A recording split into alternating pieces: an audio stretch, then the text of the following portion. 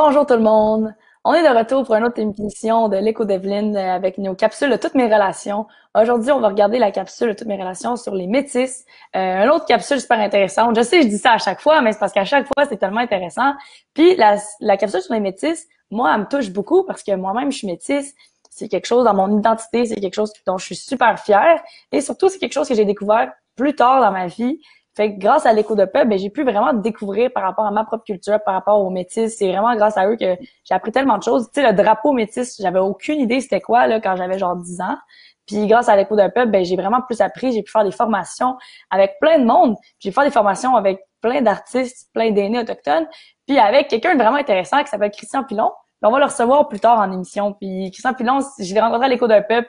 Il est tellement gentil, il est tellement intéressant, puis qu'on va pouvoir y parler plus tard. Puis, ben aujourd'hui, on va commencer notre émission avec une entrevue avec deux jeunes super passionnés, super fiers de leur culture, sont super intéressants. On a pas mal des ancêtres en commun, sûrement, parce qu'on a vraiment, moi, dans le fond, on va faire une histoire courte. J'ai les ancêtres de trois grands peuples autochtones. J'ai les ancêtres Mi'kmaq, on dit aussi Mi'kmaq. C'est vraiment la bonne façon de le dire. Fait que Mi'kmaq, j'ai aussi des ancêtres Wendat, avec les Hurons, puis j'ai les ancêtres Anishinaabe, avec les Algonquins. Alors j'ai vraiment trois grands peuples à l'intérieur de moi. Puis j'ai découvert ça à cause que on a dû faire l'arbre généalogique dans ma famille, on a dû vraiment essayer de faire de la recherche, puis en parler, parce que c'était tabou dans ma famille. C'est à cause malheureusement des pensionnats autochtones, à cause de la loi sur les Indiens, à cause du racisme qu'il y avait envers les autochtones. Ça a été super caché dans ma famille, de génération en génération, ça s'est perdu. La tradition, la culture, elle s'est pas faite partager aux enfants. Puis malheureusement, mais moi, j'ai pas pu grandir avec ma culture autochtone à cause de ça. Et je commence juste à redécouvrir tout ça à cause de l'écho d'un peuple, à cause des gens que je rencontre, à cause des aînés autochtones de l'écho d'un peuple. Je commence à découvrir, puis surtout à cause de l'émission, de toutes mes relations, je commence à découvrir plein de choses, à avoir des belles discussions avec des invités. Alors moi, je suis vraiment heureuse de pouvoir faire ça avec vous, de découvrir ma culture en même temps que vous. Alors, merci d'écouter. Et là, je reçois deux jeunes. On va les accueillir. Alors, premièrement, il y a Evan et il y a Nathalie. Alors, bonjour à vous deux. Bonjour. Bonjour. Je vais vous laisser vous présenter. Moi, je vous trouve tellement impressionnant. Puis, je pensais que vous étiez beaucoup plus vieux. Puis là, j'ai découvert que vous êtes pas si vieux que ça. Moi, je croyais que vous étiez à l'université, puis tout. Puis finalement, vous êtes quand même un peu plus jeune que moi. Fait que, Evan, tu vas pas commencer en te présentant. Tu peux dire ton âge, d'où tu viens, qu'est-ce que tu fais dans la vie, c'est quoi tes passions. Après, ça va être Nathalie. D'accord. Je m'appelle Evan Boudreau-Monroe. J'ai 15 ans. Je fréquente l'école académique catholique Ange Gabriel à Brockville, Mhm. en Ontario. Ouais. Je suis franco-ontarien, Mi'kmaq, et j'ai des enceintes de l'Écosse et de l'Acadie. Dans la vie, je joue au basketball, puis ça prend la majorité de mon temps. Donc, c'est ça. Mhm. Puis un pas mal bon joueur de basketball en plus, là. On va en parler tantôt, on va avoir des photos, Merci. mais c'est pas mal impressionnant. Puis toi, Nathalie, je vais te laisser te présenter. Mon nom c'est Nathalie, je suis en 12e année à l'école Franco-Cité. Je suis très forte dans la chasse, la pêche et plusieurs activités dans ma communauté. Mhm. Ouais. Puis tu m'as dit, pour ceux que ça intéresse, tu t'en vas à l'université l'année prochaine, tu t'en vas où puis en quoi? M'en vais à Laurentienne dans le programme de Indigenous Social Work. Ça Ouais, va hey, être c'est vraiment intéressant. intéressant. Je suis un peu jalouse, j'aurais aimé ça faire ce programme-là, moi aussi, c'est vraiment intéressant. Je vais commencer avec toi, Evan, parce que je l'ai dit au début aussi, mais c'est ça, tu as des ancêtres Mi'kmaq. Puis là, comme j'ai dit, il y a beaucoup de Oui. monde qui dit Mi'kmaq, mais la bonne façon de le dire, c'est Mi'kmaq. Est-ce que tu as toujours connu tes origines Mi'kmaq ou comme moi, tu l'as appris plus tard? Oui, donc depuis que j'étais très jeune, j'ai toujours su que j'étais Mi'kmaq, puisque mes deux grands-pères, ils sont très engagés avec leur Mhm. culture et la nature juste extérieure. Donc, mon grand-père paternel euh, est toujours dehors et ils utilisent beaucoup de ressources naturelles pour vivre sa vie quotidienne. Et mon grand-père maternel est un pêcheur à mort et il a toujours été intégré dans sa culture autochtone. Ouais. Ah, mais je suis contente pour toi que tu as grandi avec ça, c'est super. Toi, Nathalie, est-ce que tu as grandi avec ta culture métisse ou comment que ça s'est passé, ça? Oui, depuis une jeune âge, j'ai toujours été dans ma culture. Je m'ai toujours fait appris les façons de vivre. Je suis Mhm. très chanceuse. Mes grands-parents sont constamment dehors. Mon père nous a appris plusieurs choses depuis que je suis jeune. Donc, de la chasse à la pêche, ça a toujours été une passion. Et quand j'ai commencé à connaître que j'étais métis, beaucoup des choses ont commencé à cliquer. Donc, c'est pour ça que Mhm. j'étais comme, OK, ça, je comprends beaucoup plus. Ouais. Puis je sais que tu fais aussi deux choses que j'ai aucune idée c'est quoi, c'est la gigue et le perlage. Est-ce que tu nous expliques c'est quoi pour les gens qui nous Oui, écoutent? donc, le perlage, c'est une histoire métisse. On est Mhm. connus comme les flower people. Ouais. On a toujours été fort dans le beading. C'est une façon de connecter avec nous-mêmes et nos esprits. Donc, ça fait à peu près 4 ans que je le fais. Je suis pas la meilleure, mais c'est toujours quelque chose que j'ai aimé faire avec d'autres amis. Et puis, le jig, c'est une autre façon de danser. C'est très intéressant. T'es sur le bout de tes pieds souvent, mais la musique, elle t'apporte avec ton corps que t'es comme, wow, je savais pas, je peux bouger comme ça là. Mhm. Hey, wow, ben là, moi, j'apprends des choses, c'est que je suis vraiment contente. Puis Evan, aussi, ben, ta mère est acadienne, puis tu passes tes étés à Petit-Gras, à l'île du Cap-Breton, en Nouvelle-Écosse. Tu fais plein de choses là, là-bas, c'est pas mal cool. C'est plein de choses aussi que moi non plus, j'avais aucune idée c'est quoi. Il a fallu que je fasse de la recherche un peu. Puis il y a plein d'expressions aussi vraiment intéressantes en Acadie. J'en ai quelques-unes. Là. Il y a faire des tapis hookés en bleu, blanc, rouge avec l'étoile acadienne. Tu peux visiter la forteresse française de Louisbourg. Puis la meilleure expression, je pense, c'est jiguer le maquereau à Chéticamp. C'est tellement une phrase Ouais. magnifique, j'aime vraiment ça. Je vais commencer à la dire plus souvent. Ça veut dire pêcher du poisson. Qu'est-ce que tu admires de tes ancêtres acadiens? Donc, définitivement leur détermination et de Mhm. toujours avoir le vouloir de continuer, même s'ils ont des grands défis qui se font face. Donc, la déportation, comme que peut-être vous le savez, a commencé en 1755 et ça c'était genre quand que les Anglais ont gagné contre les Français dans la guerre et là les Anglais ont commencé à déporter les Acadiens sur des bateaux et les ont envoyés à plusieurs endroits le Canada, mais au courant des années, ils ont commencé à revenir et ça c'est comment que euh, la culture est réapparue au Canada et il y a plusieurs choses qu'on fait encore aujourd'hui qui ont en commun avec ce qu'ils faisaient dans l'ancien temps. Mhm. J'aime beaucoup la photo de toi avec un homard, mais c'est vrai, les Acadiens ont beaucoup de résilience. C'est quelque chose moi qui m'impressionne. Puis, tu sais, j'ai eu la chance moi aussi d'aller au Festival acadien, puis c'est tellement beau à voir. Puis ils font des teintes à mort dans les rues, puis il y a vraiment une grande fierté. C'est Oui. vraiment beau. Ouais. Puis toi, Nathalie, tu fais de la chasse et de la pêche. Je suis pas une grande chasseuse parce que je suis végétarienne, mais je trouve ça intéressant la chasse et la pêche. Puis c'est plus que juste, tu sais, c'est vraiment plus que juste ça. C'est un rituel pour ta famille. T'offres du tabac quand tu le fais. Est-ce que tu peux nous expliquer pourquoi est-ce que c'est important pour ta famille puis pour toi? Oui, donc le tabac, c'est quelque chose de très sacré pour nous autres. Donc, au commencement de la chasse, nous déposons un tabac disant comme on espère que le Créateur nous apporte un animal et puis quand nous reste, comme nous, on est capable de se rester protégés. Mhm. Lorsqu'on a un animal, n'importe quelle sorte d'animal, même si on va à la pêche, on redépose un autre morceau de tabac en disant merci au Créateur pour cette belle animal et est capable est capable de donner la viande à ma famille et de continuer et de donner à ma communauté. Donc, toute la viande que nous, on fait sûr que tout est utilisé, même jusqu'à la peau. Donc, c'est très important pour moi et ma famille qu'on dépose le tabac avant et après, juste pour dire merci au Créateur pour tout ce qu'il nous donne pendant qu'on est à la chasse ou la pêche. Mhm. Ouais, c'est vraiment un rituel, ouais. Puis Mhm. toi, Evan, quand tu passes tes étés, tu passes souvent tes étés en Acadie. Qu'est-ce que tu fais en Acadie pour mieux connaître ta culture autochtone? Ouais, donc il y a 2 semaines au début du mois d'août, et ça c'est comment que toute la communauté se rassemble. Il y a plusieurs activités qui se passent. Donc, comme que tu l'as dit, on a des tintes à mort. Mais Mhm. définitivement, une de mes préférences, c'est un grand déjeuner qui se passe un samedi matin. Puis toute la communauté se rencontre à la bibliothèque ou le centre communautaire de la ville. Et tout le monde se rassemble et s'amuse. Puis tout le monde se connaît, même si tu se connais pas, tu sais, c'est juste un environnement très agréable et très familier. Mhm, ouais, puis t'as pu aller à Membertou avec des guides autochtones. Est-ce que tu peux nous expliquer c'est où Membertou puis c'est quoi dans le fond? Ouais, donc Membertou, c'est un vieux chef autochtone qui a accueilli Samuel du Champlain quand il est venu au Canada.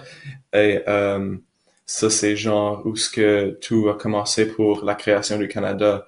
Et j'ai eu la chance d'aller cet été. J'ai appris comment faire du pain, du thé, et j'ai aussi appris comment identifier certaines plantes dans la nature et c'est quoi leurs utilités. Et Mhm. j'ai toujours trouvé ça très intéressant et je suis très fier que j'ai pu vivre cette expérience-là. Ouais, ouais. Ben c'est ça, c'est un village, Membertou. Moi j'aimerais ça y aller. C'est un de mes prochains plans de road trip, c'est d'aller là-bas, là. Ouais. Puis Nathalie, ta fierté franco-ontarienne aussi est très forte, autant que ta fierté métisse. Là, j'ai un petit peu de choses par rapport à où tu vis. Tu vis à Sturgeon Falls. C'est un village gaulois là, qui a donné naissance à plein de monde vraiment important. Rachel et André Paiement du groupe Cano, Alice Paiement qui a coécrit l'écho, à même deux célèbres kiosques à Pogo Franco. Euh, c'est comme tout le monde arrête à Sturgeon Falls pour les pogos, c'est leur grosse affaire. Oui. Puis dans les années 70, les jeunes franco de Sturgeon Falls, ben ils ont fait des grosses manifestations pour gagner ton école franco-cité. Tu sais, il y a eu plein de manifestations partout dans les écoles, mais à Sturgeon Falls aussi, il y en a eu pour avoir des écoles françaises.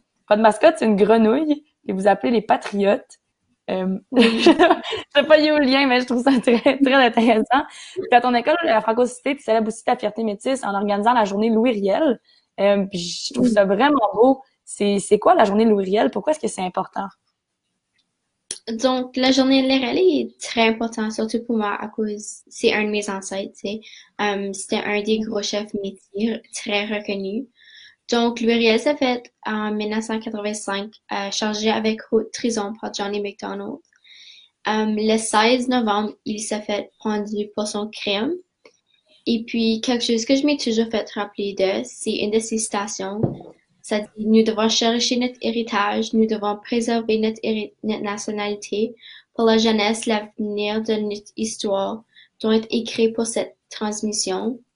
Donc, qu'est-ce que moi je fais à mon école, c'est à chaque année, ça fait 2 ans maintenant, je fais une journée L'Uriel et on affiche le drapeau. Et je dis, on a une prière d'ouverture, une prière de fermeture. Puis je dis toujours une de ces stations. Ça fait Mhm. 2 ans que je dis la même station, que je trouve que c'est une station très importante, surtout pour quelqu'un de mon âge, à cause ça dit dans la citation comme c'est pour la jeunesse que la culture doit continuer. Mhm. Est-ce que tu connais la station par cœur? Est-ce que tu peux nous la dire? C'était ça la station. So, ma Ah, ok. arrêter. So, Oui. nous devons chercher euh, nous devons chercher notre héritage. Nous devons préserver notre nationalité pour la jeunesse et l'avenir. L'histoire doit être écrite pour cette transmise. C'est vraiment beau. C'est une belle citation. Oui, Et on va en parler oui. un peu dans la capsule. On va l'écouter juste après votre entrevue. On va écouter la capsule de toutes mes relations, puis on va parler de l'Uriel un peu. Fait que ça va être super intéressant à écouter. Puis toi, Evan, à Brockville, t'es un peu comme moi en Est-Ontarien. Ben toi, t'es le seul Mi'kmaq que tu connais dans ton coin. Il y en a pas beaucoup. Fait que c'est pas tellement facile de découvrir ta culture quand tu vis à Brockville. Mais tu as eu la chance de participer à un échange autochtone au camp Tim Hortons, qui est un super camp Oui. avec des jeunes franco-autochtones. Comment est-ce que ça t'a marqué ça dans ton identité et ta culture? Ouais, donc j'ai trouvé ça très spécial, mais un peu bizarre au début, puisque Mhm. là j'ai réalisé que j'étais le seul autochtone du camp. Donc quand que j'ai réalisé ça, là j'ai trouvé ça un peu spécial que j'étais le seul, puisque on était en train d'étudier ma culture et comme que vous pouvez voir, ça c'est moi et Christian Pilon. Et Oui. on a fait plein d'activités là et j'ai beaucoup découvert des choses face à ma culture et j'ai aussi pu enseigner quelque chose à mes pères. Mhm. Ouais, les camps, moi j'ai eu la chance de faire plusieurs camps avec l'écho, puis c'est tellement bon, ça nous fait rencontrer d'autres gens, puis on apprend beaucoup. Puis toi aussi, Nathalie, tu as eu la chance d'aller à des camps. Tu as participé à un camp autochtone à Mattawa, au camp culturel de l'écho à Penetang, puis à la Première Nation Nipissing près de chez vous. Pourquoi est-ce que c'est important pour toi d'aller à des camps culturels? C'est très important pour moi que ça me donne une chance de parler à quelqu'un d'autre, que tu sais, parler à travers la même chose, comme dire comme tu sais, il y a personne dans ma ville, ou je sais pas comment d'exprimer ma culture plus à cause que je suis la seule à mon école. Donc, je trouve que les camps ici, ça me donne la chance de trouver autres personnes qui sont métisses, puis de dire comme, tu sais, c'est ça mes problèmes, ou comme, tu sais, je sais pas comment être plus comme moi. Donc, ça me donne la chance de, tu sais, me reconnecter avec la nature ou mes pères, puis être capable de dire comme, wow, oh my god, je suis métis, comme je suis pas la seule qui passe à droite, ça là. Mhm. Ça me donne vraiment Ouais. une grosse chance, ça. Ouais, ouais. C'est pour ça que je pense que c'est aussi important, les camps culturels. C'est vraiment important pour la jeunesse. Puis c'est vraiment beau. Puis l'écho d'un peuple, ils en font des super bons. Fait que c'est super. Puis toi, Evan, t'es vraiment grand, genre. Comme une chance qu'on est en vidéo parce que ça paraît pas que je suis vraiment plus petite que toi, mais tu mesures 6 pieds 4, OK? Ça, c'est très grand. Oui, Euh, un peu, un peu comme le chef Membertou, on en a parlé tantôt, mais lui aussi était vraiment grand selon la légende. C'était un géant, tu sais. Euh, puis on le voit dans la scène de l'Ordre du Bon Temps. Christian Pilon joue Membertou parce que Christian Pilon aussi est super grand. Fait que puis là, en oui, plus, il y a une photo de vous deux ensemble. Fait que c'est comme les deux plus grands que je connais ensemble. C'est pas mal drôle. Puis ben c'est pratique d'être grand parce qu'en plus tu joues au basketball. Fait que je pense que ça doit aider. Puis t'es vraiment un oui, un super bon peu. joueur de basketball. Ça l'aide. Hein? Enfin, moi, il faudrait que je saute un peu plus haut, je pense, pour atteindre. Fait que t'es pas mal Oui. chanceux d'être grand comme ça. Puis en plus, ben, t'as vraiment une belle opportunité qui s'en vient. Est-ce que tu peux nous expliquer c'est quoi ça? C'est vraiment un honneur, là.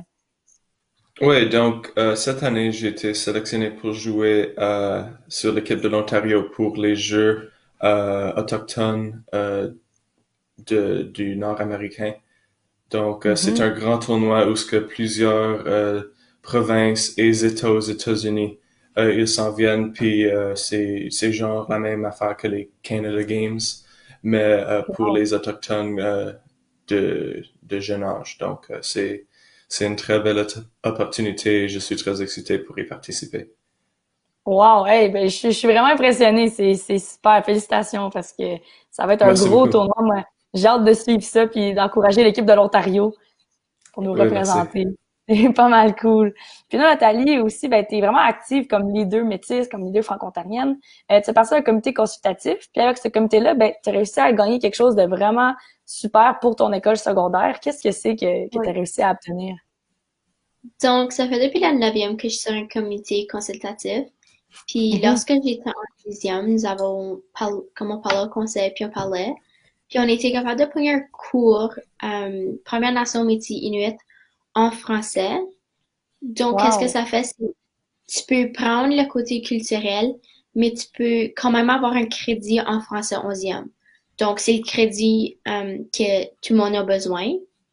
Ouais. Donc, on a décidé de le faire que tu sais, tu peux pogner une classe indigène, puis en même temps être capable de pogner ton français. Donc, plusieurs des élèves ont été capables de bénéficier pour ça. Donc, j'étais tellement fière quand on a eu l'email, puis on est comme, OK, le projet c'est un go, comment on va être capable d'avoir la classe. Donc, moi, j'étais une des premières élèves dans la première classe qu'on a eue à Franco. Donc, cette année, Mhm. c'est la deuxième année qu'on l'a. Puis, j'espère que ça va continuer pour des années après que je suis partie. Wow, ben c'est vraiment beau. Moi j'aurais aimé pour vrai avoir ça à mon école secondaire, avoir des cours un peu plus par rapport à la culture autochtone, la culture inuite, ça aurait été vraiment intéressant. Je trouve ça vraiment beau, puis bravo d'avoir poussé pour que ça ait lieu à ton école, c'est super. Puis là, une dernière Merci. question pour vous deux. Parce que, tu sais, les Autochtones, ils ont été super accueillants avec les immigrants, comme les colons français, les Anglais. Tu sais, ils ont été même des fois un peu trop accueillants, peut-être. Puis en Ontario, on a la chance d'accueillir plein de monde, plein de métis aussi. Tu sais, c'est grâce à ce beau mélange-là que, tu sais, nous trois, on est métis, puis c'est à cause de ce beau mélange-là entre les Autochtones puis ceux qui sont arrivés ici. Tu sais, ils ont accueilli de plus en plus de jeunes qui viennent de 80 pays de la francophonie. Ça, c'est beaucoup de jeunes qui parlent français en Ontario puis au Canada. Puis, on est vraiment le pont entre tous ces peuples-là. Je trouve ça beau, la jeunesse, notre génération de franco-ontariens, c'est super beau. Est-ce qu'il y a deux, trois phrases rapidement? Est-ce que vous pouvez m'expliquer comment est-ce qu'on peut s'inspirer de nos ancêtres autochtones pour mieux bâtir nos relations avec tous les jeunes qui arrivent d'ailleurs, qui arrivent de tout plein de pays, puis qui arrivent ici? Comment est-ce qu'on peut s'inspirer de ça? Evan, tu peux commencer. Ok, oui, donc je pense que de nos jours, c'est très important de s'unir avec notre diversité puisque tout le monde est différent. On ne va pas trouver deux personnes qui sont reliées de même façon. Donc, je pense que c'est très important pour qu'on puisse s'unir de façon amicale et de partager nos cultures entre tout le monde. Et je pense que Mm. si ça se passe, on va tous s'amuser, puis tout le monde va apprendre des nouvelles choses. Wow, c'est vraiment vrai. Bravo. Puis toi, Nathalie, qu'est-ce que t'en penses? Je pensais juste de continuer la communication qu'on fait déjà aujourd'hui, de dire comme, tu Mhm. sais, le passé, c'est dans le passé, il faut qu'on continue avec qu'est-ce qui se passe en avant de nous autres. So, être capable de faire les ponts avec d'autres cultures, puis juste dire comme, tu sais, à la fin de la journée, on a tous passé à travers quelque chose de difficile avec les cultures, faut qu'on prenne un pas de l'avant, puis juste continuer à continuer dans les pas qu'on est déjà dedans. Je pense qu'on s'en va dans un très bon chemin. Faut juste qu'on continue à parler, communiquer, puis être là pour les autres. Wow! Ben, c'est exactement ça. C'est pas mal ça que j'aurais répondu moi aussi, c'est de faire un beau partage de la culture, de reconnaître qu'on est tous uniques, puis d'utiliser ça pour apprendre des autres. Fait que c'est super. Ben merci beaucoup à vous deux d'avoir parlé avec moi. C'était tellement intéressant. J'ai appris plein de nouvelles choses. J'ai appris par rapport au perlage, j'ai appris par rapport à la pêche, j'ai appris des nouvelles expressions acadiennes. Je suis super contente. Merci d'avoir pris le temps de me parler.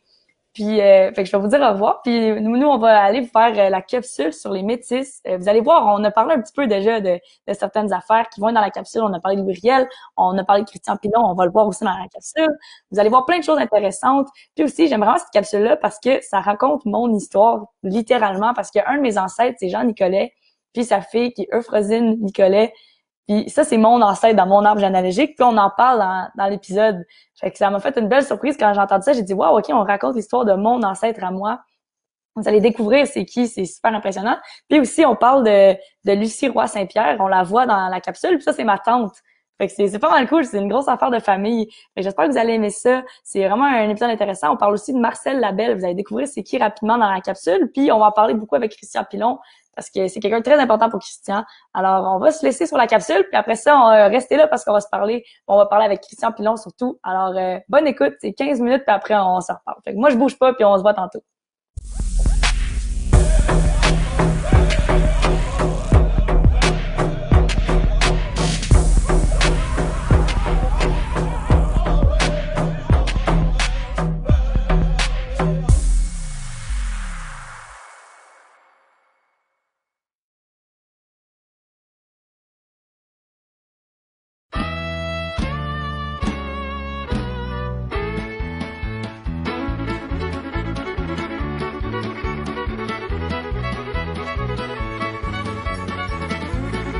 Hello voyageurs, moi c'est Mackenzie Pigeon et ça c'est ma sœur Alana. On vit à Sault-Sainte-Marie entre le lac supérieur et la rive nord. Nous autres, on a des fiers métis, des enfants de la traite des fourrures. Là, agrégez-vous d'un brin d'histoire de notre peuple. Les Premières Nations de l'Ontario ont accueilli chaleureusement les Français depuis l'arrivée d'Étienne Brûlé, voilà plus de 400 ans. Chez les Canadiens d'aujourd'hui, l'amour de la nature vient sans doute de ces jeunes femmes du pays qui ont ouvert leur cœur aux étrangers qui avaient l'esprit ouvert. On cherche à cohabiter dans le respect de Mère la Terre. On veut apprendre de nos différences. On s'apprivoise et on échange avec l'autre pour enrichir sa culture. Les pionniers français et ces femmes autochtones ont donné naissance à des bébés surnommés les sans-mêlés. Ces enfants nés de la rencontre de deux peuples et même de deux univers sont les premiers métis en Ontario.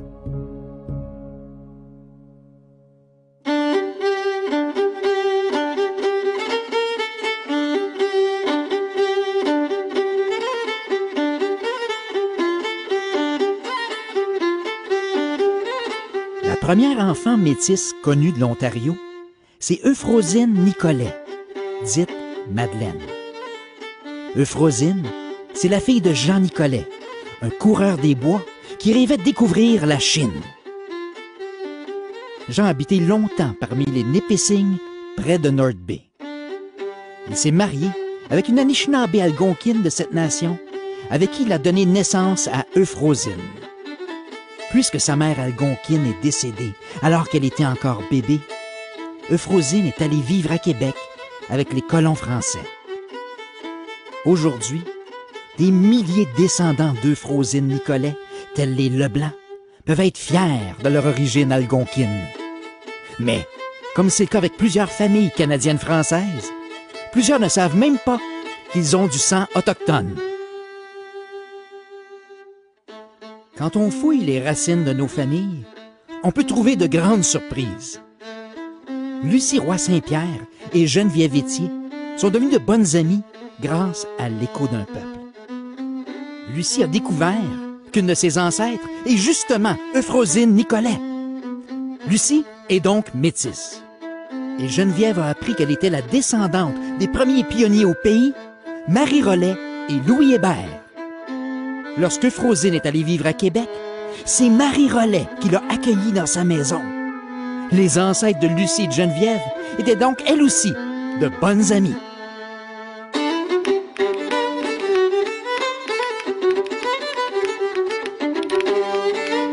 Ce qui donnera véritablement naissance à la nation et à la culture métisse en Ontario, c'est la traite des fourrures entre les Premières Nations et les Français. À partir de 1731, les frères de la Vérendrye bâtissent des postes de traite du lac supérieur jusqu'aux Rocheuses.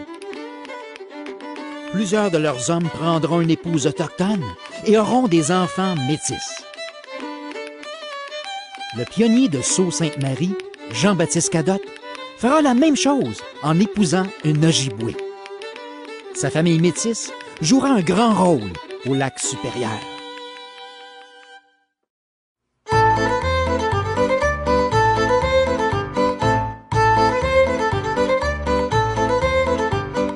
Envoyons de l'avant nos gens, envoyons de l'avant, envoyons de l'avant nos gens, envoyons de l'avant. En 1783, des marchands de Montréal créent la Compagnie du Nord-Ouest. Pendant des décennies, des milliers de voyageurs canadiens-français font la traite des fourrures. Ces mangeurs de l'or partent du fleuve Saint-Laurent et remontent la route des rivières qui traverse tout l'Ontario. Les hommes du Nord continuent jusqu'au Manitoba, où ils donneront naissance au peuple métis de l'Ouest. Envoyons de l'avant nos gens, envoyons de l'avant, envoyons de l'avant nos gens, envoyons de l'avant. Accueillant avec ses hommes, Marianne Lagimodière est la première femme blanche à voyager et à coloniser les prairies. Elle deviendra la grand-mère du plus grand chef des Métis, le célèbre Louis Riel. Debout, mon peuple! Debout! Hey, hey, hey! Envoyons d'avant nos gens, envoyons d'avant, hey!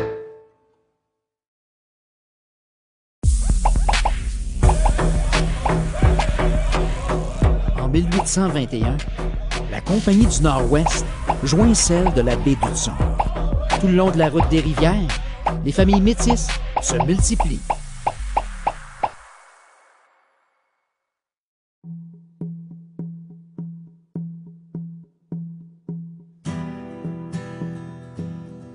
Les familles métisses transmettent fièrement leurs traditions de génération en génération.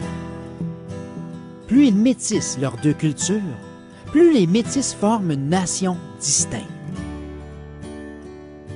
Comme leurs ancêtres des Premières Nations, les métis de l'Ontario aiment pêcher, chasser et trapper. C'est souvent le pépère qui enseigne plein de trucs aux petits-enfants. De leur côté, ma mère et petite fille fabriquent de beaux mocassins. On les décore avec des perles en recréant souvent de jolis motifs de fleurs et de fraises. On passe tout l'hiver à tisser des ceintures fléchées pour les voyageurs. Ils s'en serviront dès le printemps comme outil pour faire les portages de canots et de ballots. Comme leurs ancêtres européens, les Métis aiment danser une gigue, faire la danse du ballet ou celle des ceintures. On ajoute des airs irlandais et écossais au rythme endiablé du violon canadien. On adore battre le rythme avec des cuillères de bois.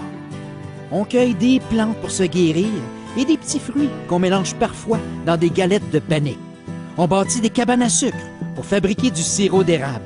On vit le meilleur des deux mondes jusqu'à ce qu'arrive un groupe qui veut tout changer.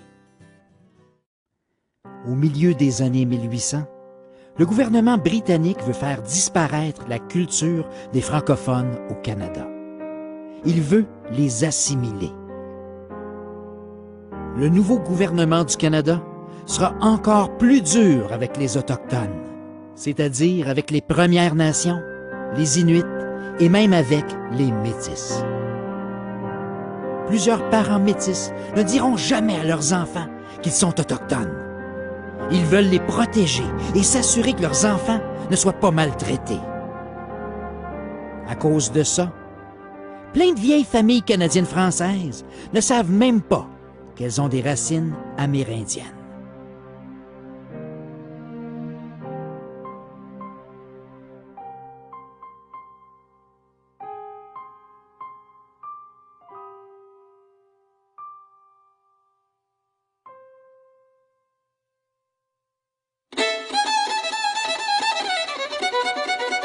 Avec l'arrivée des années 2000, la fierté des Métis connaît tout un réveil.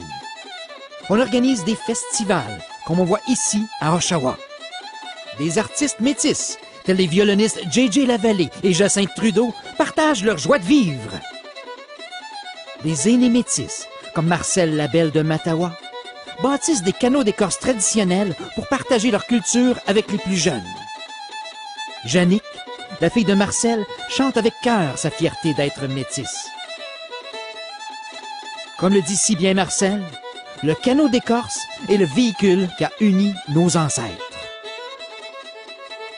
La métisse Louise Vian de Rutland est une artisane qui adore les traditions métisses. Ses livres de la collection Roubabou font découvrir aux enfants le Michif. Le Michif, c'est la langue de ses ancêtres. C'est un mélange de français et de langue algonquienne.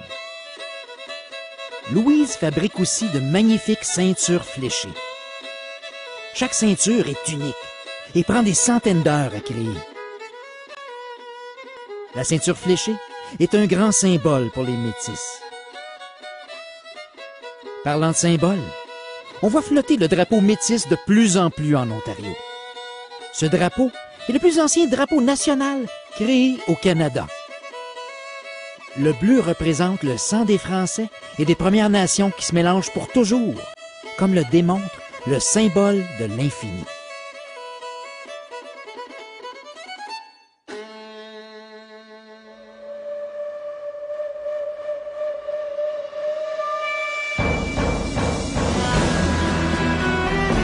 Destination Nord-Ouest est une télésérie qui nous replonge à l'époque des voyageurs. Cette aventure va transformer le métis Christian Pilon. Il a retrouvé son identité autochtone qui lui avait été cachée par sa famille. Depuis, Christian a partagé sa fierté autochtone à plus de 200 000 personnes, que ce soit en tournée avec l'Écho d'un peuple, en spectacle avec le Cercle métissé ou encore en construisant son tour avec des jeunes de partout des canots d'écorce traditionnels.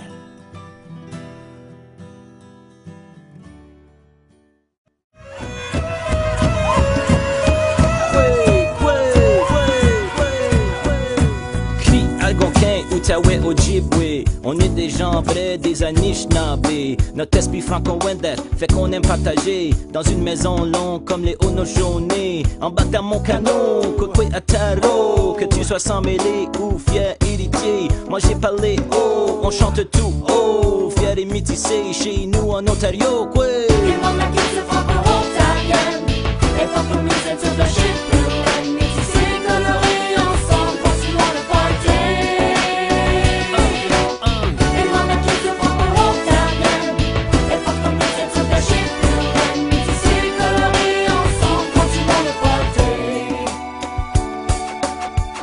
Une nouvelle génération de métis franco-ontariens porte le feu sacré de ses ancêtres. Mélanie Rose Frappier de Sudbury anime des témoignages auprès de plein de jeunes. Mélanie Rose s'est méritée de grands prix comme jeune leader. Mathieu Bombardier de Windsor s'implique activement avec la nation métisse de l'Ontario. Originaire du Témiscamingue, Mathieu aime bien partager des enseignements qu'il a reçus des aînés. Mélanie Smith du Nipissing est une animatrice passionnée par la culture autochtone. Elle offre une foule d'activités aux écoles et fait partie du Cercle métissé. Et enfin, en plus de son engagement avec le Centre Louis Riel au Collège Boréal, Éric Dupuis de la Rivière des Français incarne ses ancêtres lors des spectacles Canada.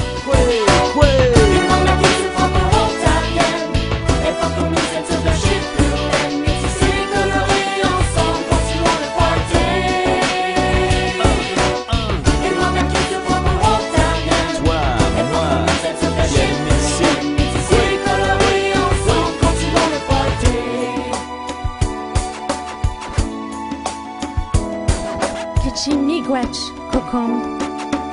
Kichimigwech, moshum. Ho.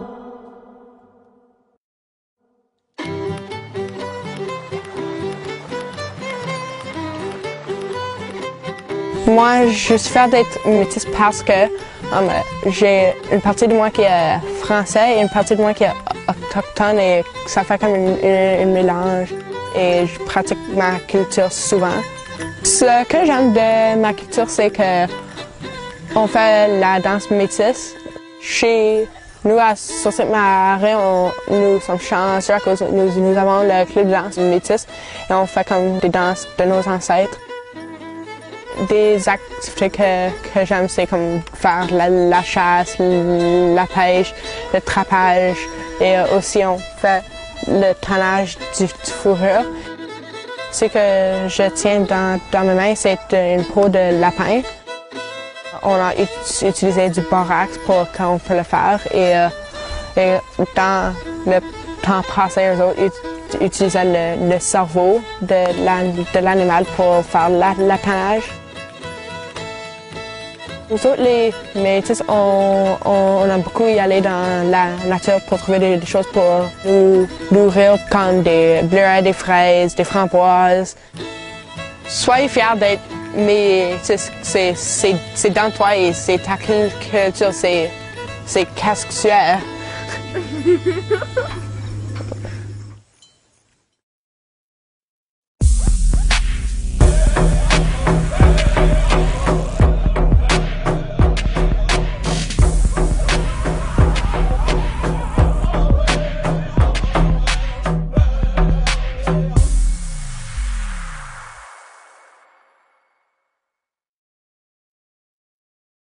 Rebonjour. J'ai pas bougé. J'avais dit que j'allais pas bouger. Moi, je reste assis puis j'écoute avec vous la capsule.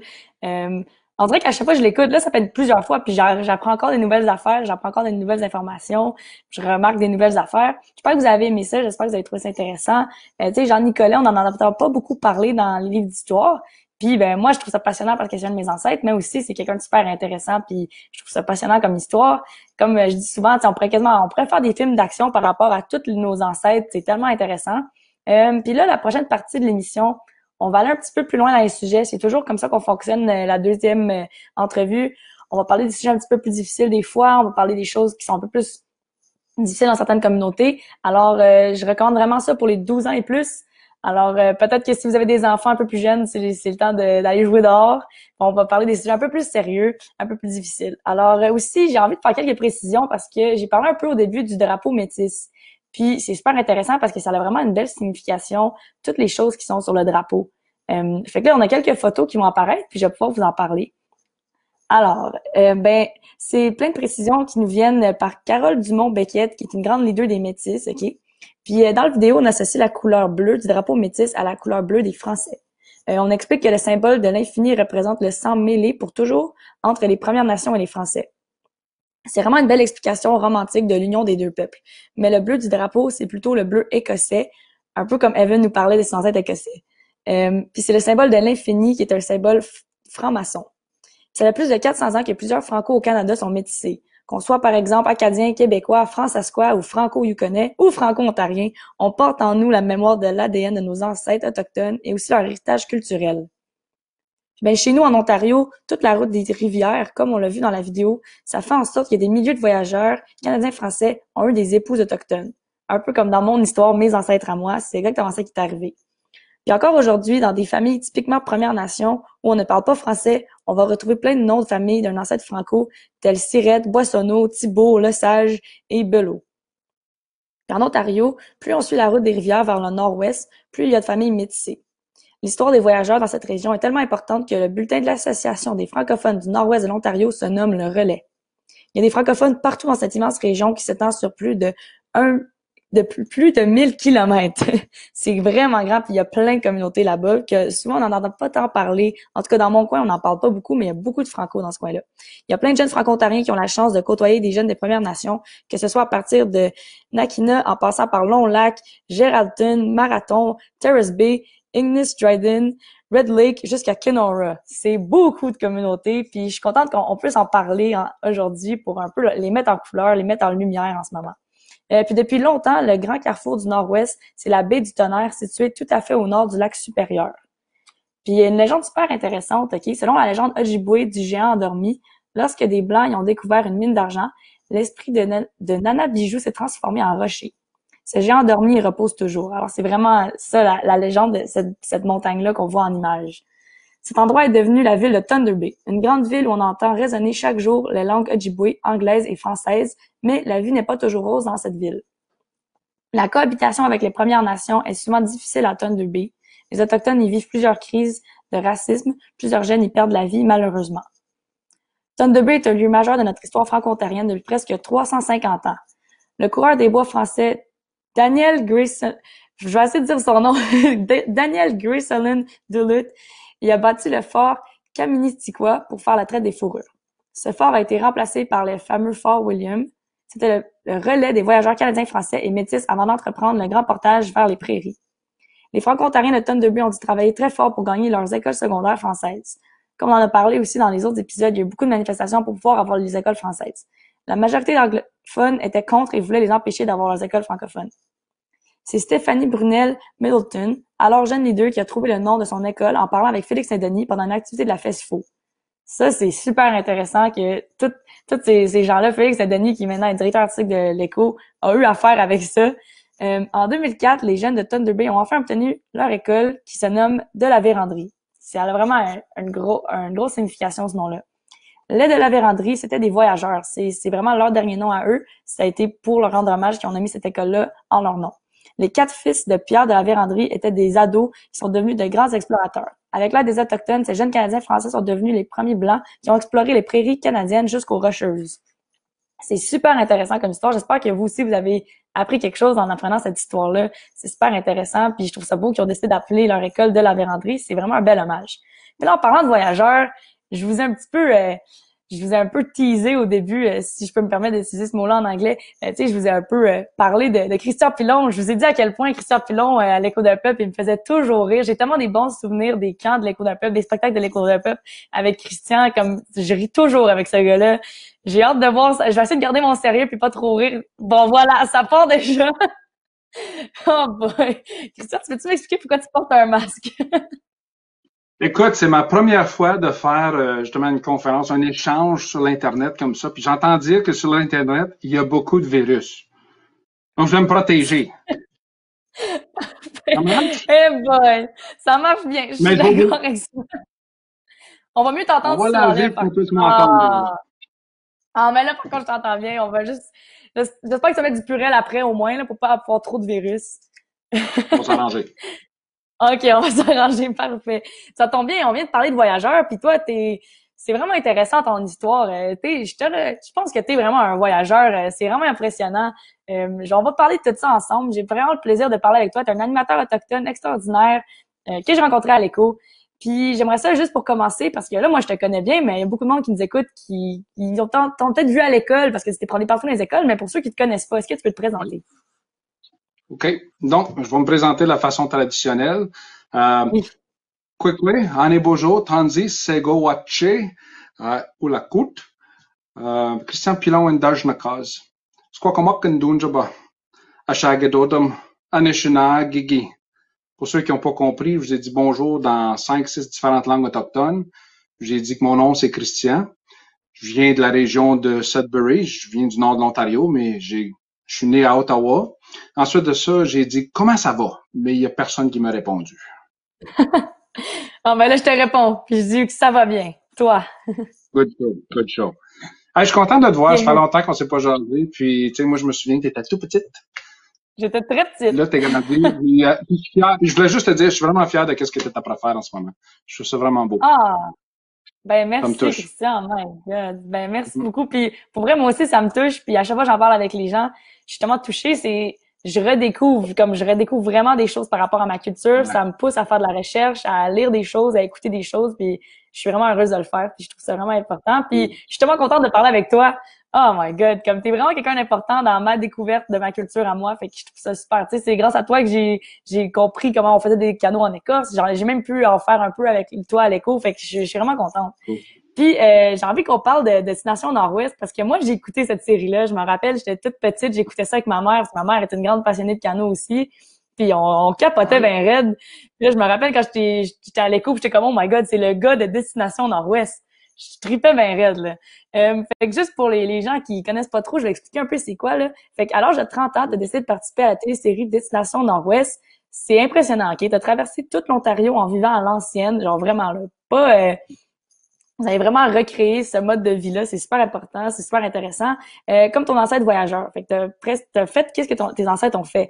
Ça a pris 100 jours, puis tu as parcouru 2500 kilomètres en canot d'Écosse entre Montréal et Winnipeg au Manitoba. Ça, c'est loin. Là. On le voit sur la carte, c'est vraiment loin. Puis l'Ontario, c'est très loin à traverser. Moi, je l'ai fait en auto, puis j'ai trouvé ça long. Partir de Hawkesbury, puis aller à Quetico, qui est presque, c'est dans le fuseau horaire du Manitoba. Là. C'est à l'autre bout.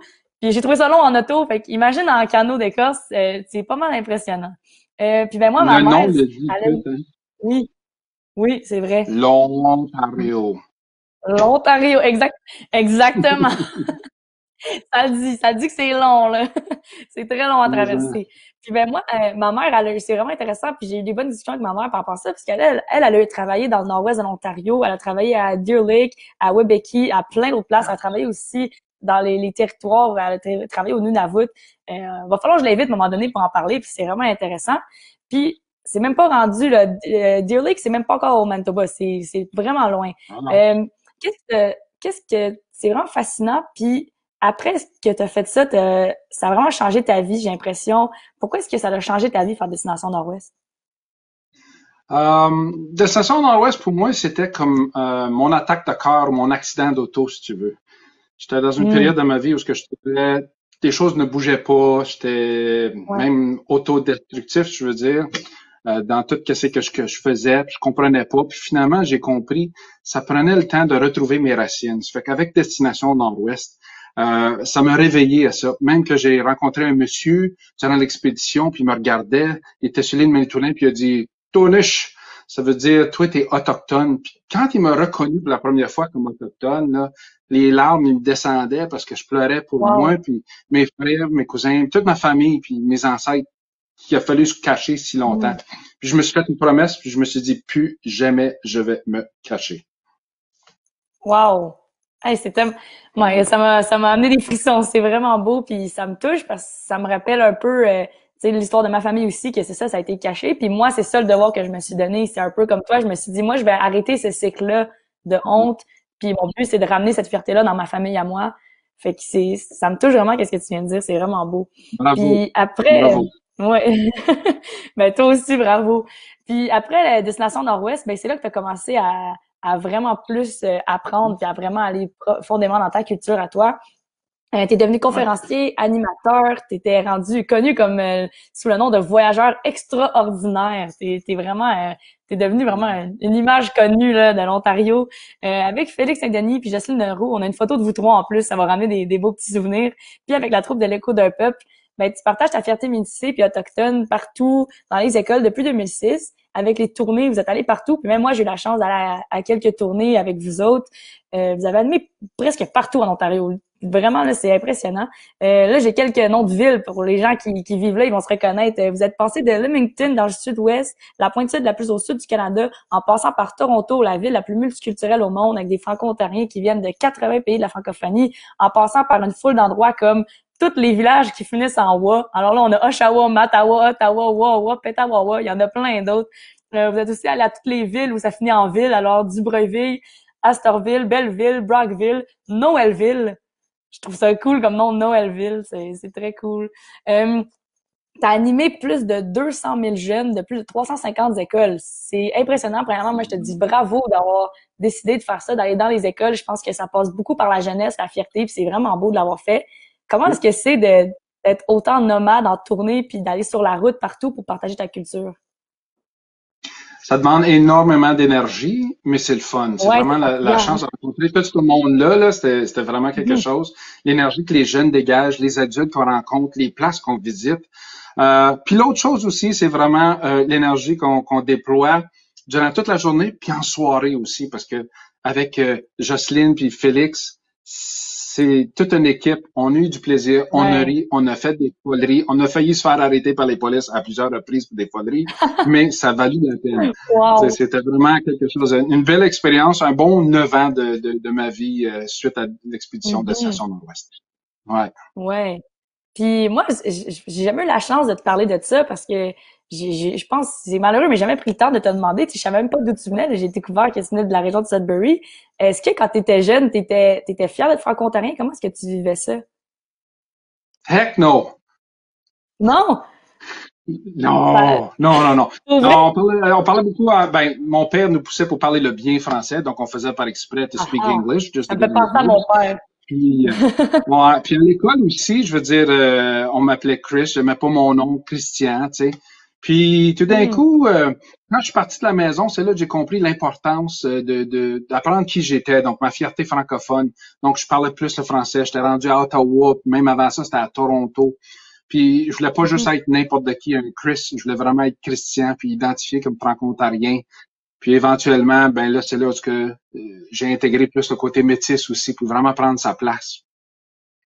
Ouais, fait que c'est venu plus tard. Ouais.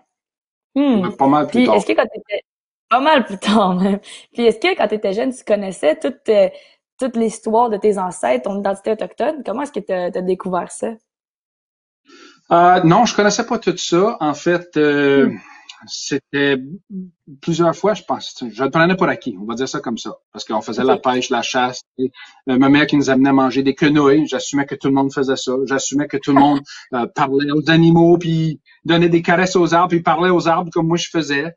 Mais vraiment, dans mon histoire, quand j'étais plus jeune, je te dirais entre 8 ans, 9 ans, 10 ans, les parties de famille, ça durait jusqu'à bonne heure le matin, là, puis j'ai pas peur de le dire. Dans beaucoup des familles, ça buvait un petit peu trop, des shots de 2 doigts. Puis j'allais voir ma grand-mère Guédé. Ma mère Guédé, c'est mon arrière-grand-mère. Puis elle, j'allais la voir, je disais, ma mère, c'est-tu vrai qu'on est sauvage? Elle, là, elle venait mauvaise. Fait que j'allais y chercher un drink. Puis ensuite de ça, je continuais jusqu'à temps, tu sais, je suis pas fier de le dire, mais j'ai saoulé mon arrière-grand-mère pour qu'éventuellement elle m'invite à s'asseoir sur ses genoux, pour qu'elle puisse me conter toutes nos histoires à nous autres. Le fait qu'elle s'est fait battre quand elle était jeune parce que c'était une maudite sauvage, etc. Ça fait que moi, j'ai tout ramassé ces histoires-là. Puis quand elle est décédée, mais c'était à moi qui avait la responsabilité de partager toutes ces informations-là avec la famille. Fait que c'est là que j'ai vraiment commencé à apprendre et à apprécier. Ouais, ben ça a pris ça pour que t'en entendes parler. Ouais. C'est triste que ça a pris ça, mais au moins maintenant tu le sais, puis tu fais un beau travail de le partager, puis d'arrêter ce cycle-là, comme qu'on parlait là, d'arrêter le cycle de honte puis de tabou. Fait que c'est beau. Puis là, on va faire un petit tour virtuel de toute l'Ontario. On va apprendre un peu par rapport à toutes les régions. Moi, j'ai eu la chance un peu de me promener un peu partout parce que là, dans le fond, on est 4 enfants chez nous, puis à un moment donné, on est partis les 4 enfants pendant une semaine en auto, puis on a fait tout le tour de l'Ontario. Puis j'ai vraiment appris, j'ai eu la chance de me promener partout sur plein de réserves, puis découvrir plein de régions. Mais toi, t'as encore plus voyagé que moi. Fait que si t'es capable, OK, ça va être dur. Mais si t'es capable en un mot, est-ce que tu peux me partager un peu qu'est-ce que tu perçois par rapport aux forces et défis entre les jeunes franco et jeunes autochtones de ces régions-là? Fait que mettons qu'on commence avec les forces et défis dans le sud-ouest de l'Ontario. Qu'est-ce que tu as à me dire? Sont des toughs. OK. Tu C'est veux plus des de toughs, détails, c'est là? bon. Non, Ben, c'est les Français les sont encore existants. OK, c'est bon. Au Niagara, c'est la grande région des 6 nations en Oceanie. C'est quoi les forces et défis? Les forces, ils ont quand même une présence. Les défis, c'est, je te dirais, l'appréhension, beaucoup d'appréhension. OK. Dans le nord-est, ça, c'est la route 11. C'est au pays, c'est vraiment dans le nord, là. C'est au pays des Cris, les Ojibwe, les Ojibwe. C'est quoi les défis là-bas, les forces? La force, un bel accueil. Le défi, je te dirais beaucoup de racisme envers les deux groupes. Manque de communication. OK, oui.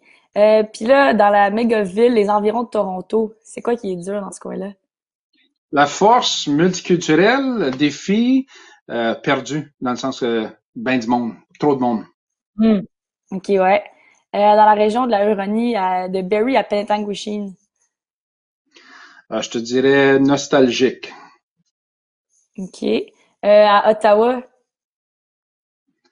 c'est notre capitale. Beaucoup de ressources, c'est la force, défi, un manque d'appartenance. OK. Puis dans l'Est ontarien ou que dans mon coin à moi, ça serait quoi? Isolé géographiquement. Manque de leadership. Ouais, bien d'accord. Parfait. Sur la route des rivières, la route 17 entre Mattawa, Sudbury et Sault-Sainte-Marie. Ça, c'est chez nous.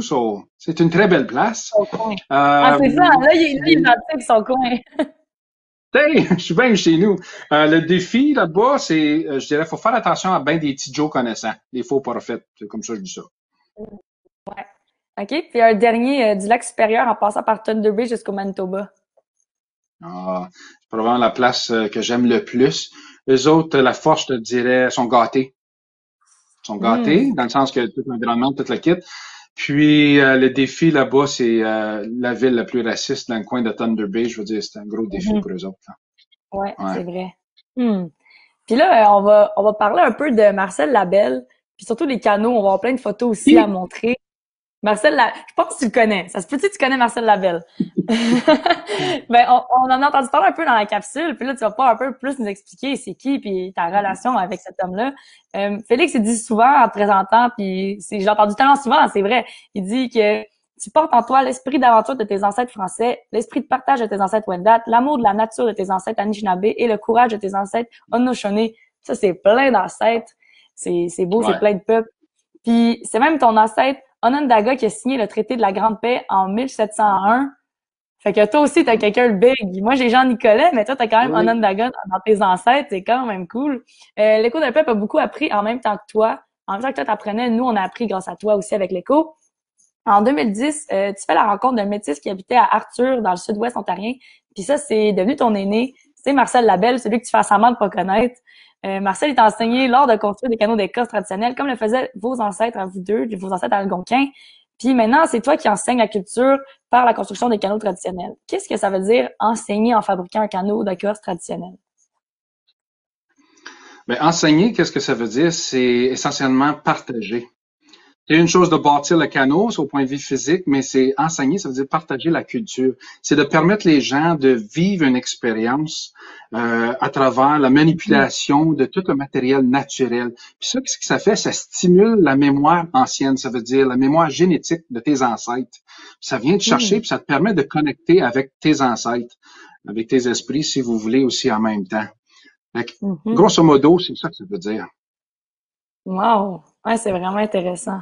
Puis en plus de faire ça, en plus de faire les canots d'écosse dans plein d'écoles en Ontario, tu fais aussi des projets en animation, puis t'animes maintenant une télésérie que j'ai pu écouter un petit peu, puis je trouvais ça super intéressant. T'animes maintenant une télésérie à la chaîne autochtone APTN, puis cette émission, ça s'appelle La Terre en nous.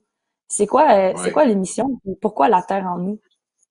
Ben, c'est moi qui ai suggéré le nom, La Terre en nous, parce qu'on est la nature. Souvent, on se sépare de la nature. Ça devient un problème. C'est comme ça qu'on devient malade aussi.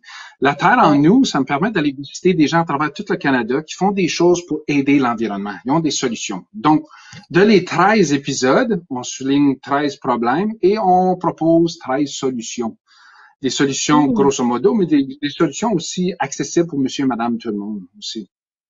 Puis c'est vraiment un petit peu différent, c'est que j'amène la perspective autochtone par rapport à la réflexion, comment faire l'approche, comment faire les connexions aussi. Ouais. Ah, c'est super intéressant. Ben, pour le monde qui sont comme moi puis qui sont un peu fâchés avec ce qui se passe avec notre planète, qui veulent aider, qui veulent trouver des solutions pour être plus responsables, plus éco-responsables, ben, c'est une bonne série à écouter. Alors, allez écouter ça, La Terre en nous. Puis là, pour terminer, il nous reste pas beaucoup de temps, mais ça m'intéresse vraiment de savoir ta réponse par rapport à ça. Comment est-ce qu'on peut rebâtir toutes nos relations? Tu sais, tu dis souvent toi-même que les Métis, c'est le pont entre les Franco et les Autochtones. Comment est-ce qu'on peut retrouver un équilibre, comme dans le temps, pour avoir une belle relation avec tous ces peuples-là?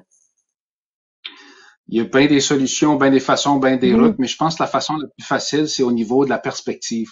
Donc, si les gens pourraient simplement changer la façon de voir, c'est-à-dire prendre une approche pour bâtir une communauté. Si tout le monde, au lieu de penser on est séparés, c'est de réaliser non, on est humain, on est tous ensemble, on est tous pareils. C'est de voyager ensemble dans le même canot. C'est pour ça que je fais des canots aussi. Longtemps passé, on voyageait dans le même canot, on partageait le canot. Mais ça revient à ça. So, c'est le temps d'arrêter de changer de façon de se regarder, de réaliser qu'on est tous pareils, on est tous ensemble, et puis en même temps aussi de voyager ensemble. En bout de ligne, je finis avec ça. C'est comme une boîte de Smarties. Peu importe quelle couleur que c'est, quand tu mords dedans, ça goûte tout pareil, puis nous autres, on est pas mal tout de suite. Oh, wow, c'est tellement bien dit. Ben là, c'est parfait. Mon Dieu, je devrais même pas faire de conclusion à mon émission, ça devrait finir avec ça. C'est super, c'est tellement bien dit. Ben, merci Christian d'avoir pris le temps de me parler. J'apprends à chaque fois que je te parle, pour vrai. À chaque fois, tu me fais rire. À chaque fois, j'apprends. Je découvre ma culture grâce à toi qui découvre ta culture en même temps. C'est vraiment beau tout ça. C'est des belles affaires qui se passent. Puis, ben, merci beaucoup. Puis, tout le monde, allez voir ça, là, la série à Christian. C'est super. Oui. Ben, merci beaucoup. C'est ma première. J'apprécie. Je te donne un bec. Ouais. Bye bye. Là, on va mettre du purel, là. Bye Christian, merci. Bon, fait que pour tout le monde, j'espère que vous avez aimé notre émission d'aujourd'hui, l'émission qui était vraiment destinée aux Métis. J'espère que vous avez appris beaucoup de choses. Moi aussi, j'ai appris plein de choses. J'ai été vraiment inspirée, encore plus que d'habitude, j'ai l'impression. Je sais pas trop pourquoi, mais aujourd'hui, j'étais vraiment inspirée. C'était super intéressant. Puis, avant de nous quitter, ben, il faut juste que je remercie quelques personnes. Je le fais tout le temps, mais c'est vraiment important. Premièrement, faut remercier nos invités qui ont pris le temps de parler avec moi. Fait qu'il y a Evan, Nathalie puis Christian Pilon qui ont pris le temps de nous parler. Ils sont super inspirants, super intéressants. Ensuite de ça, il faut remercier les conseils scolaires d'Ontario, plus précisément aussi le CSDCO et le CSCCE. Il faut aussi remercier le ministère de l'Éducation. Faut aussi surtout remercier nos artistes et aînés autochtones qui nous ont appris plein de choses. On le voit dans les capsules, on parle d'eux. Grâce à eux, j'ai appris plein de choses dans des formations avec l'éco. Alors, c'est vraiment super tout ça. Merci de prendre le temps d'écouter et merci de faire ça. Puis, je veux vous laisser un peu comme avec Christian il a dit, je pense que l'idée, c'est d'être une grande communauté, d'être dans le même canot d'écorce. Alors, sinon, on se revoit la semaine prochaine pour un autre épisode, à 13h encore, le mardi, comme toujours, depuis un bon bout maintenant. Alors, si vous êtes là depuis le début, vous êtes des vrais. Alors, merci tout le monde, on se voit la semaine prochaine. Bye bye!